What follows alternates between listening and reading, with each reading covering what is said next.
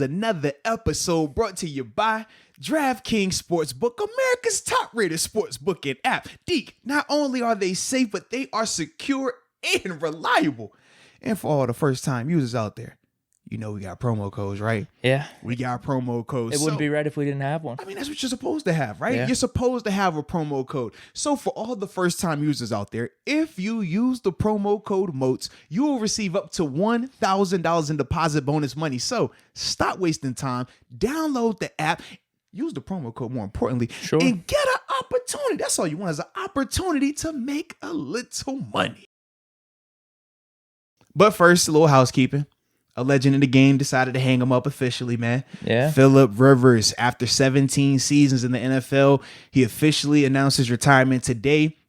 He goes down as, I think he's fifth all time in passing touchdowns and passing yards as it currently stands, man. Big tip of the cap to Phillip Rivers, though.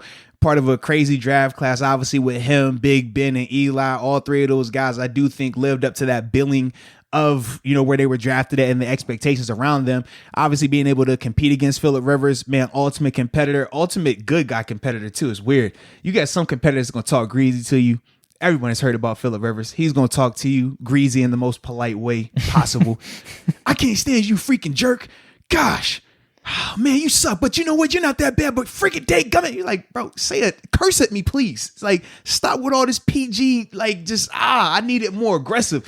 That's Phillip, though. That's Phillip, man. You got to love him for it because he's going to talk smack the whole time, ultimate competitor, but he is going to make sure it is family friendly when he talks. What was crazy, his smack talk sounding like after he would score a touchdown or his team would do something good? Seriously, that's what it sounds like. Like, yo, you see that right there? Yeah, but we busting your butt, huh? We busting your butt. Yeah. You like that? You like, bro, like busting my butt. That doesn't do it for me. You know what I'm saying? Like, it's other ways you could say that to make it sound a lot more aggressive, a lot more that I'm just kind of like, am I talking to my son right now? Like, what are we doing here? But that's Phillip, though, and you got to respect him for it, man. Everybody is different in their journeys and how they, you know, have their little niche. We talked about even with Andrew Luck, how you smash him with a big hit. He's getting up. Hey, that was a good hit, man. Hey, bro, you got me on that one. Hey, man, great job. Phew, God, y'all come right here, man. Golly, y'all were prepared this week. Like, stop, Andrew. No. Don't talk nice to me. You're throwing me off right now. Everybody's different, man. But I always like that about him because he was true to that. It wasn't all right, I'm only going to do it for these style of games, only when I'm mic'd up. That was consistent throughout his career, man. But ultimately, been a fiery competitor, a guy that, I mean, he took his teams and he had a lot of success, regular season success. Now, obviously, he never got a chance to win the big one, but that still doesn't, it's not a knock on him. I always told you how I felt about when people can put Super Bowls on particular players. And to me, I'm like, one's a team goal, one's an individual.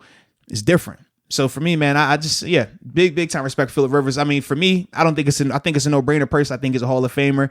So yeah, man, I'm excited for him though, man. Yeah, I think he should get into. Absolutely, man. Now you talk about, even though he doesn't have the championship ring, I don't think there's been ever really any times you could say like, oh, he choked or he didn't come through in the big moment or anything like that. I mean, he played maybe last game if you want to say that, but it's debatable though. I mean, what was he the favorite going into that game? Yeah. But anyway, the one thing that sticks out is that one where I think he played the rest of the torn ACL, right? AFC Championship game on a torn ACL like that. That's so gutsy, you got to tip your cap to him. Just the consistency throughout his career.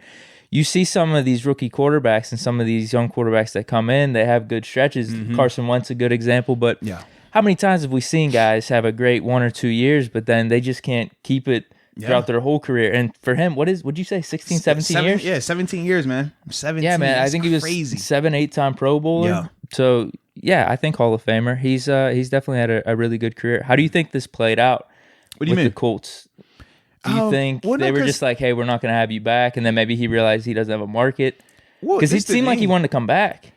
I heard part of him wanting to come back, but then I also heard that he never stated that he was 100% wanting to come back. Everything that I saw from him directly was more so, I'm going to take time to just think about it. Whereas I felt like everyone else kind of pushed the decisions on him in terms of, all right, the Colts are open to him waiting, but they're also going to go out there and try to draft somebody if he's available, unless Philip says now that he wants to play. So I don't think the Colts really pressed him for a decision. I just think when he decided, and some people decide sooner than others, right? We talked about with Drew Brees, how the report said one thing, but then after the game, he said something a little bit differently. Literally everyone, in terms of their social media posts and everything, is saying, this is his last game. Great career, Drew Brees. You know, you went out, you know, this wasn't the best way to go out, but still you fought hard, whatever it was.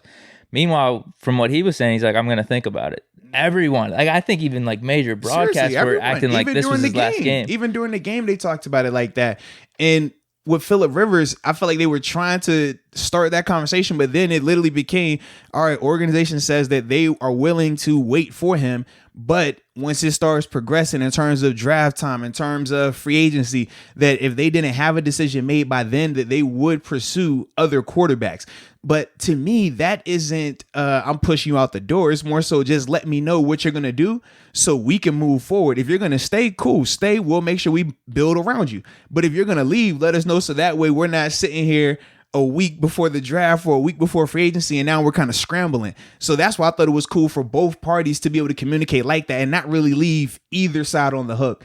You know, man, if you don't want to play anymore, if you feel like, man, you know, I had a blast with this thing, but for whatever reason, I'm ready to hang it up, don't leave them on the hook till, you know, March time frame or whatever, you know, other significant parts of roster building during the offseason in terms of draft and free agency. Don't leave the organizations waiting that long, man. So I can respect that with Phillip, man.